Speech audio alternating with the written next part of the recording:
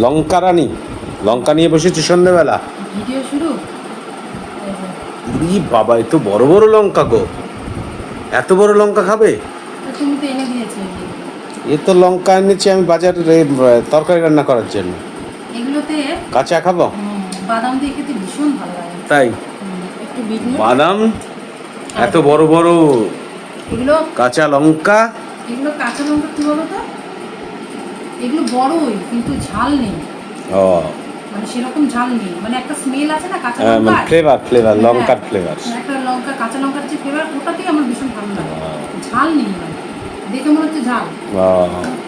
তাহলে সন্ধ্যেবেলা লঙ্কা আর বাদাম আর বিট নুন হ্যাঁ, এই চলছে।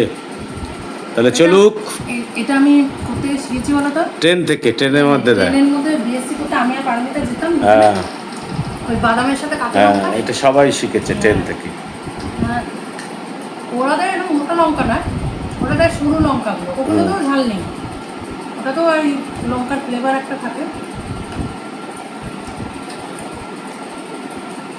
তাহলে খাও, তাই তো? কেমন, ভালো? বাবা, এই যে এতটা খাওয়া যাচ্ছে।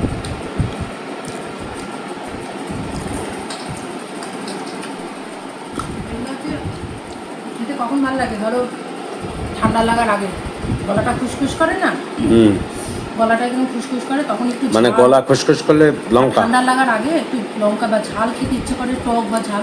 ও তখন খেলে ভীষণ ভালো লাগে।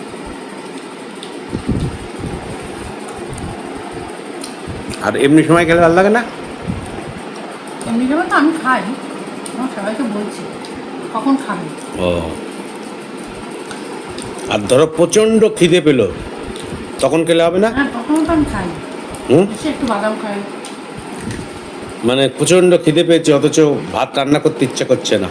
আমি তো ভাত ভক্ত নই, তো আমার তো উল্টো পাল্টা জিনিস আমি খাই,